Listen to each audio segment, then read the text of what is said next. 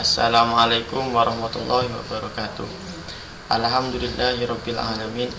Wassalatu wassalamu ala asrofil anbiya'i wal mursalin wa ala alihi wa sahbihi ajmain, amma ba'du. Hadratan muhtaramin yang kami hormati Dr. Abdul Aziz M.Ag, yang kami hormati Ibu Kaprodi kami, Ibu Ismatul Iza, dan yang kami hormati pula Ibu Fitri Amelia, yang mana beliau adalah pengampu daripada makul kewarganegaraan yang akan kami presentasikan kali ini. Perkenalkan, nama saya Muhammad Iqbalul Abidin. Kami dari kelas 1C Lubul Labib, Universitas Zainul Hasan Genggong. Kami di sini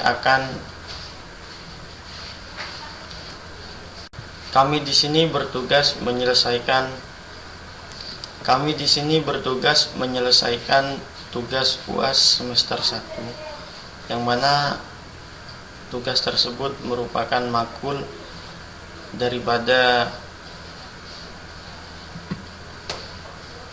kewarganegaraan, yang mana UAS tersebut makul daripada kewarganegaraan. Mungkin dilanjut saja. Kami di sini mengusung judul dengan judul kewarganegaraan dan pewarganegaraan. Kewarganegaraan ialah setiap orang yang menurut undang-undang kewarganegaraan termasuk warga negara.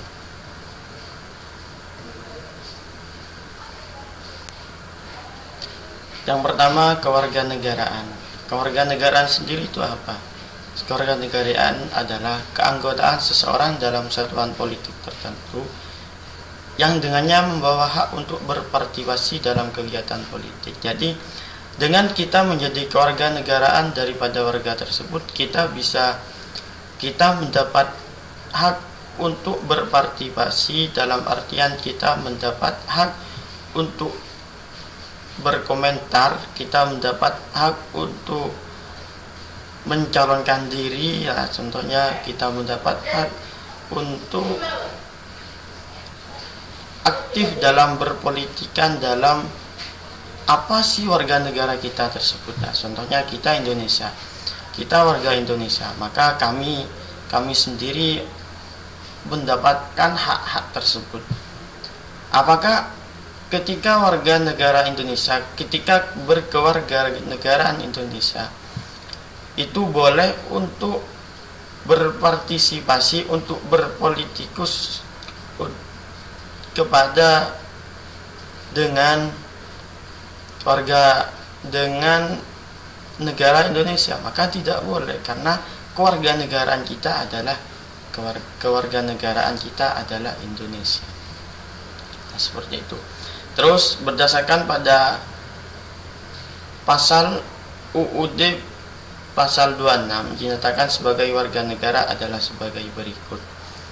Jadi kita dinyatakan sebagai warga negara yang sah, sebagai kewarganegaraan Indonesia yang sah, itu juga ada undang-undangnya, yang mana berada di pasal 26. Yang pertama, yang menjadi warga negara ialah orang-orang bangsa asli dan orang-orang bangsa lain yang disahkan dengan undang-undang sebagai warga negara Indonesia, sebagai warga negara. Jadi warga negara, kewarganegaraan Indonesia itu tidak harus lahir di Indonesia, tidak harus asli orang Indonesia. Orang Singapura, orang Malaysia pun, orang Amerika pun itu boleh dan bisa menjadi kewarganegaraan Indonesia, tapi dengan syarat harus disahkan oleh undang-undang, seperti itu. Terus yang kedua, seseorang dapat menjadi kewarganegaraan Indonesia dengan faktor-faktor sebagai berikut. Yang pertama, karena kelahiran. Yang kedua, karena pengangkatan. Yang ketiga, karena dikabulkannya permohonan. Yang keempat, karena kewarganegaraan. Yang kedua, setiap orang yang berdasarkan peraturan perundang-undangan dan atau berdasarkan perjanjian pemerintah RI dengan negara lain sebelum UU ini berlaku sudah menjadi warga negara Indonesia. Adapun bukti menjadi warga negara adalah sebagai berikut. Jadi kita sebagai warga negara Indonesia, apa sih buktinya? Di sini akan kita jelaskan. Yang pertama, akte kelahiran. Kita sebagai warga Indonesia, ketika ada seorang anak yang lahir dari rahim sang ibu, maka itu biasanya ada akte kelahiran. Untuk apa? Untuk dinyatakan bahwa anak tersebut kebangsaannya adalah Indonesia. Terus yang kedua, bukti surat kewarganegaraan.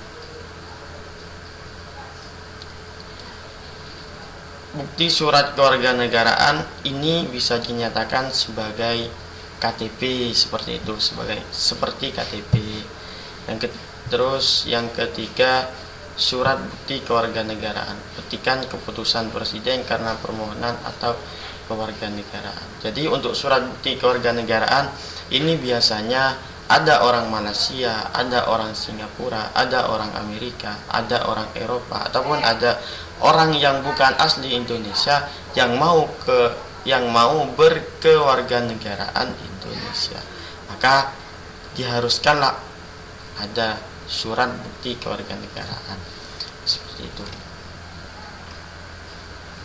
Yang kedua adalah pewarganegaraan.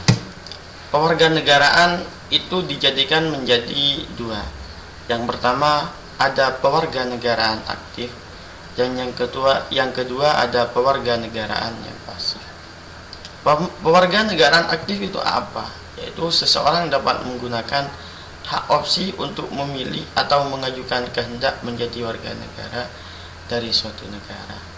Yang kedua, pewarganegaraan pasif, yaitu seseorang yang tidak mau diwarganegarakan oleh suatu negara atau tidak mau diberi atau dijadikan WN suatu negara, maka yang bersangkutan dapat menggunakan hak repudiasi, yakni menolak pewarganegaraan.